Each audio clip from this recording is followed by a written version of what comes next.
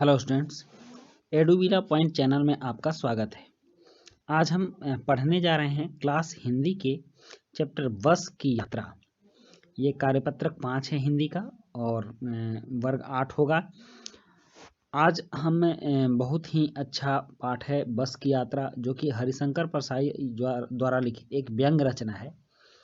और व्यंग रचना बहुत ही आनंददायी भी होता है अगर आप उसको देखें तो सबसे पहले हम यह समझ लेते हैं कि व्यंग होता क्या है।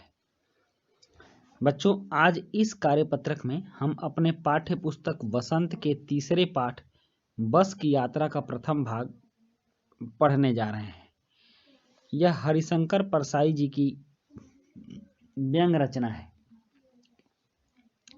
बच्चों, व्यंग एक ऐसी विधा होती है जिसमें हम बातों को सीधे सीधे नहीं कहते, बल्कि उसे इस प्रकार घुमा फिरा कर कहते हैं कि सामने वाले को बुरा भी ना लगे और हमारी बातों को वह समझ जाए। मतलब कि एक तरह से कमेंट करते हैं और कमेंट इस तरह का होता है कि उसको बुरा ना लगे, लेकिन वो हम क्या कहना चाहते हैं इस बात को समझ जाए। तो उसी तरह की यह व्यंग रचना है बस की यात्रा।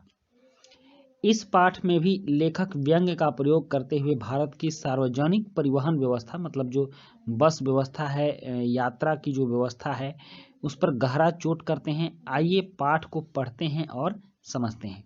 मतलब कि लेखक को कहीं जाना है और उस जाने के क्रम में लेखक को इस तरह के परिवहन व्यवस्था से रूबरू होना पड़ता है जिस पर वो कमेंट करते हैं, व्यंग करते हैं और उस व्यंग के माध्यम से उसकी वस्तु स्थिति को हम लोगों के बीच रखना चाहते हैं, समझाना चाहते हैं।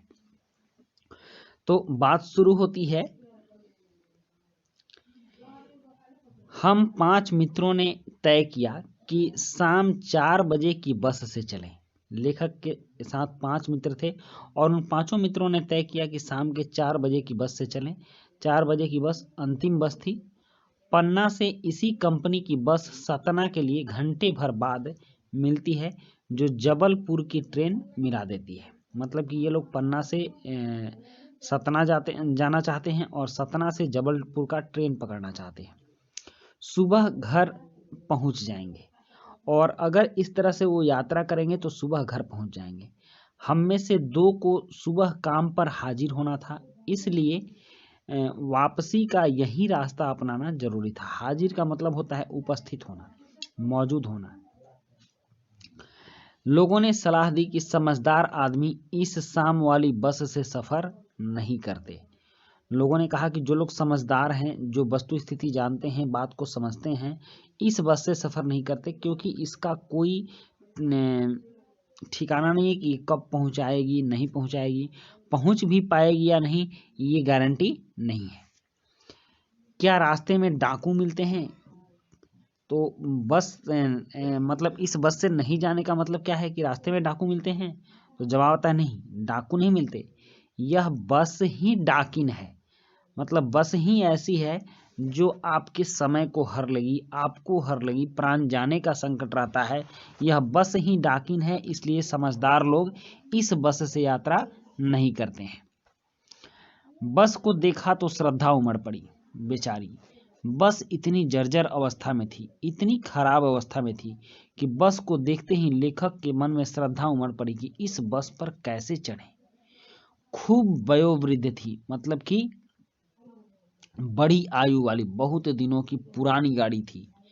सदियों के अनुभव के निशान लिए हुए थे और इस पर खरोंचें इतनी थी, इसकी बॉडी इतनी जगह से टूटी हुई थी, निकली हुई थी कि पता नहीं कब कब के चोट उस पर लगे हों। वो सारी चीजें दिख रही थी। लोग इसलिए इससे सफर नहीं करना चाहते थे कि वृद्धा अवस्था में इसे कष्ट होगा।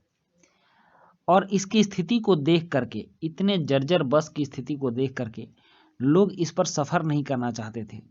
वो समझते थे कि इस वृद्धावस्था में इस बूढ़ी बस पर जब हम चढ़ेंगे तो इसको कष्ट होगा। यह बस पूजा के योग्य थी, इतनी बूढ़ी थी, वृद्ध थी, अब कि पूर्वजों की श्रेणी में आकर के अब पूजा करने योग्य थी। उस पर सवार कैसे हुआ जा सकता है? मतलब कि जो चीज हमारे पूजा के योग्य हो उस पर हम कैसे सवार हों।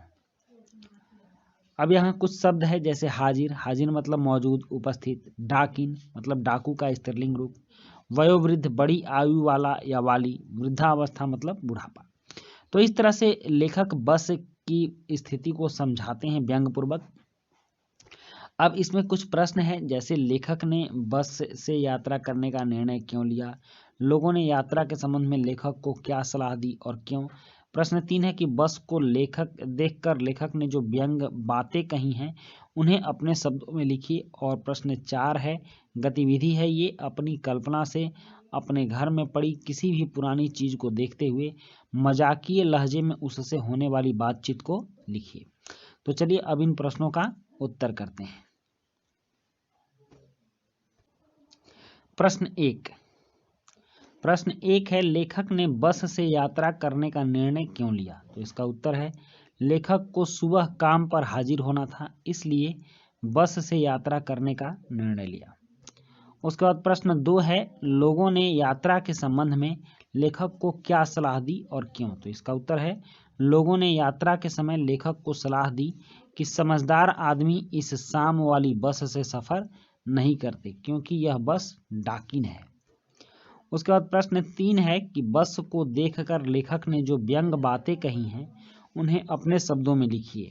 तो इसका उत्तर है, बस को देखकर लेखक ने व्यंग भरी बातें कही हैं। उन्होंने कहा कि बस बहुत वयोवृद्ध है, बहुत पुरानी होने के कारण सदियों के अनुभव और निशान उस बस पर पड़े थे। लोग इसमें सफर नहीं करना चाहते थे क्योंकि यह वृद्धावस्था में थी और बस को बहुत कष्ट होगा। बस पूजा के योग्य थी, वह सवार होने के योग्य नहीं थी। उसके बाद प्रश्न 4 है, एक गतिविधि है, अपनी कल्पना से अपने घर में पड़ी किसी भी पुरानी चीज को देखते हुए मजाकिया लहजे में उससे होने वाली बातचीत को लिखिए। तो मैंने एक लिखा है, आप इससे अलग भी लिख सकते हैं। मेरे घर में मेरे दादाजी के द्वारा खरीदी गई ब्लैक एंड व्हाइट टेलीविजन है।